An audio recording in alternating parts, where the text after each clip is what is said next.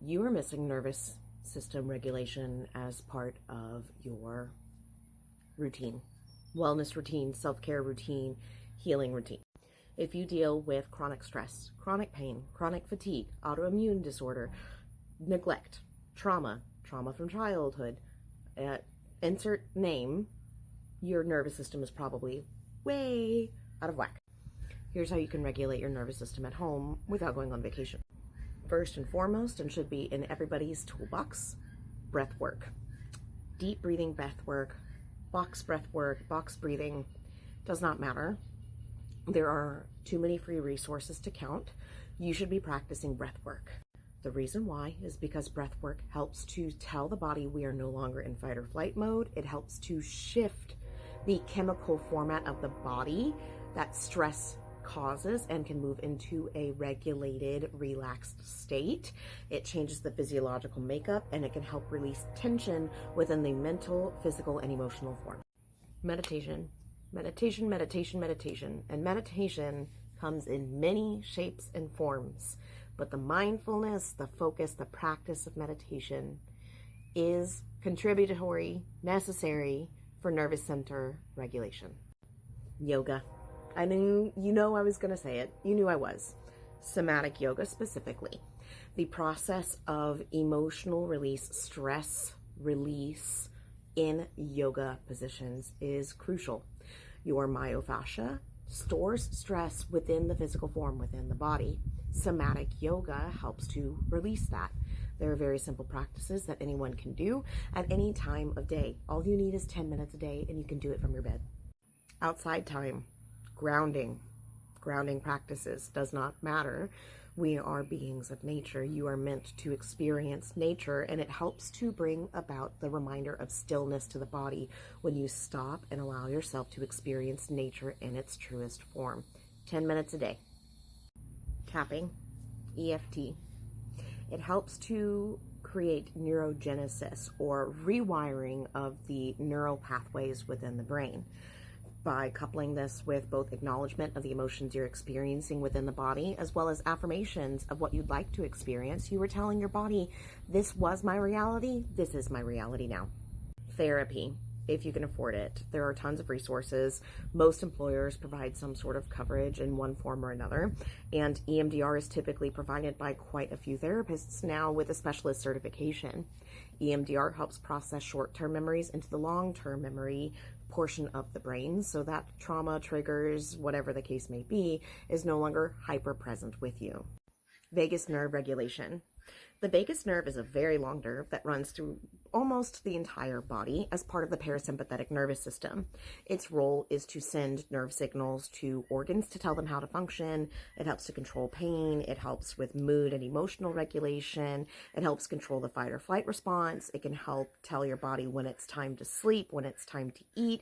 It can help determine how our body responds to certain environmental triggers.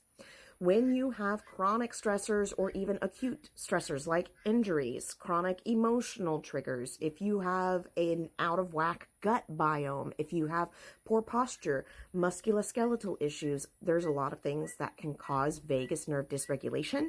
And vagus nerve dysregulation means a lot of dysregulation in other places of the body when you have a nerve that is responsible for controlling so many things. Posture regulation.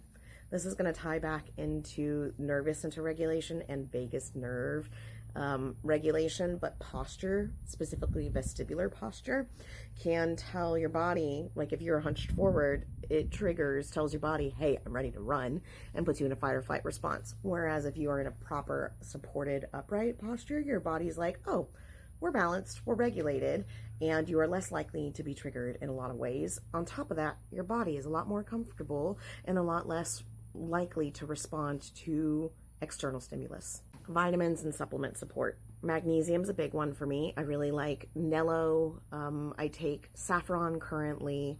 I take some mood regulation supplements that I'll talk about some other video because that's a whole other world. But When your body is stressed, it's depleting the supplements, the chemicals, the nutrients that it has at a faster rate. And sometimes stress can cause your gut biome to get way out of whack. And so the supplements that you do need to function appropriately and for the neural pathways to trigger appropriately may not even be absorbing. So the gut itself and what you're consuming plays a really big part in your emotional wellness state. This can be also readily apparent if you are addicted to sugars and processed foods, because those things tend to give us a quick, short dopamine hit, but in the long term, it makes us more fatigued. It depletes our nutritional system, it depletes the natural biome, and it causes a lot of nasty responses within the body as a result. Physical creation, making things with your hands, whether it is cooking a meal, drawing something, working with clay, knitting, working in a garden, it does not matter. We are beings of creation. We are meant to work with our hands. It is an outlet for emotions and mental processing, and also a form of physical meditation. If you are not currently doing something, whether it is doodling nonsense, journaling, anything, if you are not doing something as an aimless form of expression and creativity, you are doing yourself a disservice to regulate your nervous system. Frequency music and calming music in general. Yes, dive into the super hectic music, the stuff that you used to listen to when you were angsty in high school. It's nostalgic, it's great. That's awesome. But if you are trying to calm the mind, calm the body, heal the soul, frequency music, chakra music, alignment music is a big part of that. The reason why is that certain frequencies trigger certain brainwave states and trigger certain parts of the brain. In people in chronic stress, fatigue, and other states, our prefrontal cortex tends to be underdeveloped, which means that we are hyper responsive. We are not actually absorbing, processing, and then choosing a response to a situation. We are going into caveman mode and instinctively and reflexively responding to situations. And if you are already in a hyper state, chronic state of fight or flight response, guess what your response is going to be 9 times out of 10 when you're dysregulated and your higher self is not in control. The human part of you is not in control. The primitive part of you is in control. There are other benefits to sound therapy in general as well. There are countless studies out there that have shown that certain sound wave frequencies can actually heal the body. They're healing the C word with certain sound frequencies. You can reduce densities within the body, masses, you can heal organs. They're removing growths within the body with certain frequencies. There is a lot that's involved here that we are just now scratching the surface on. Do not be surprised if you start to see sound therapy healing clinics pop up left and right after the next 5 years or so. Journaling, making acknowledgement of the emotions that you're carrying, or even writing to yourself what it is that you're feeling and what it is that you desire. And you can even do the rapid journaling where all you're doing is like chicken scratch and doodles while your mind does the word dump, is really beneficial. We were not meant to hold emotions within us. They are best expressed vocally through the voice, but also mental cognitive processing through tangible movements, through physical movements and physical engagement of the wrist is in its own way a type of neural regulation, because you're engaging the motor portion of the body and the cognitive portion of the body to physically process information and release it. Using your voice is a big part. Whether it is humming, singing, screaming, does not matter. It is huge. So often we say things that we do not wish to say. We say things that are very negative. We lower our vibration with the things that come out of our mouths because of work, because of politics, because of insert a world state problem.